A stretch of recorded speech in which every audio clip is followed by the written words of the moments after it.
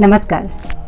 आज मैं आपके साथ अर्चना रस की कड़ी को आगे बढ़ाते हुए चर्चा करने वाली हूँ भयानक और विभत्स रस की। तो चलिए रस की कड़ी को आगे बढ़ाते हैं और देखते हैं भयानक रस की उत्पत्ति का कारण। दोस्तों, जब हम किसी भयंकर या भयानक व्यक्ति अथवा वस्तु अथवा किसी अनिष्टकारी व्यक्ति अथवा वस्तु के दर्शन करते हैं अथवा किसी अनिष्टकारी घटना का वर्णन करते अथवा सुनते हैं, तब हमारे हृदय में जिस स्थायी भाव भय की उत्पत्ति होती है वह ही भयानक रस की उत्पत्ति का कारण माना जाता है।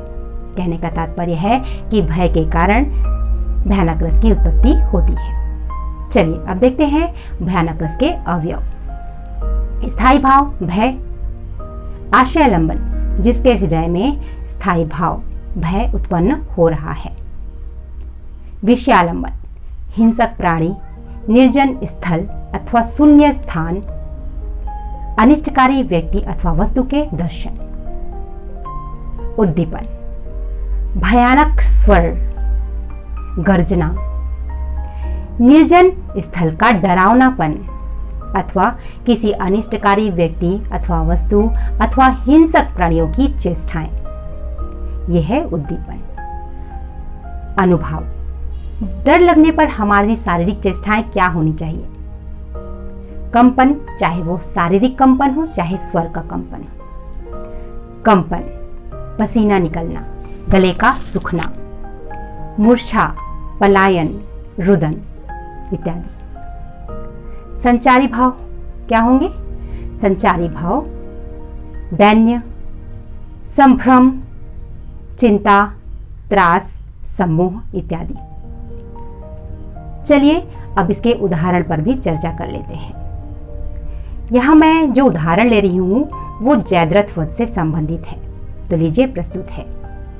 कर्तव्य अपना इस समय होता न मुझको ज्ञात है, कुरुराज चिंताग्रस्त मेरा जल रहा सब गात है, अतः मुझे अभय देकर आप रक्षित कीजिए, या पार्थ प्रण करने विफल अन्यत्र जाने दीजिए। दोस्तों, यहाँ पर जयद्रथ के हृदय में भय उत्पन्न हो रहा है,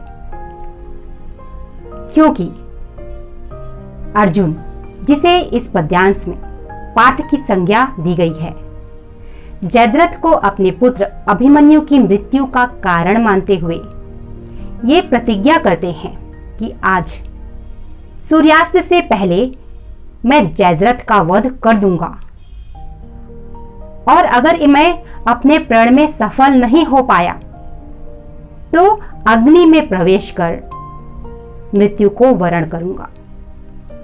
इस प्रतिज्ञा को सुनकर जयद्रथ के हृदय में भय उत्पन्न होता है और वो दुर्योधन से विनय करते हैं कि या तो आप मुझे अभय दान दीजिए, मुझे आश्वस्त कीजिए कि आप मेरी रक्षा करेंगे, मुझे कुछ नहीं होने देंगे।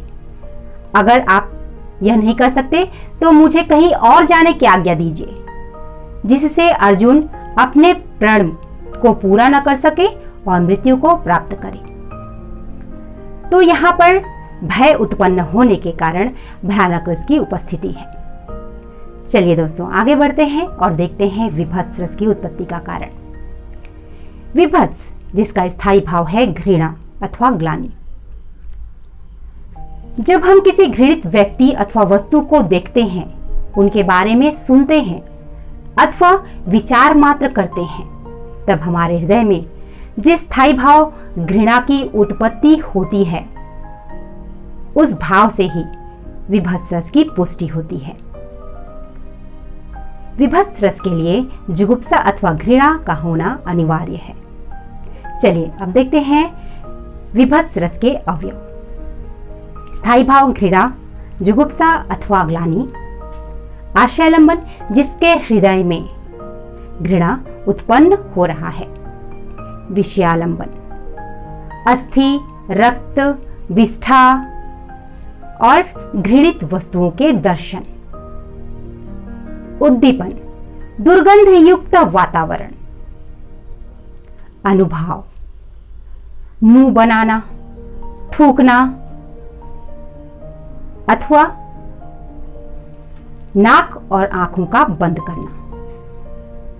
संचारी भाव, मोह, मूर्छा, आवेग, व्याधि अथवा मरण।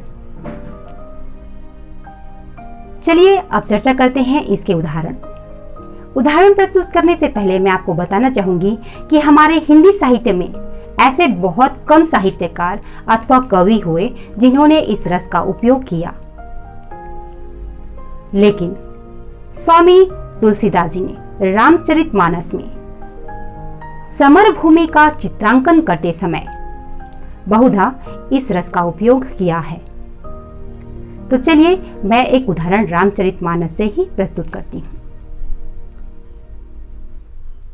तुलसीदास जी ने लिखा है कि विष्ठा पुय रुधिर कछहाड़ा, विष्ठा पुय रुधिर कछहाड़ा, बरसई कबहू उपल बहु झाड़ा।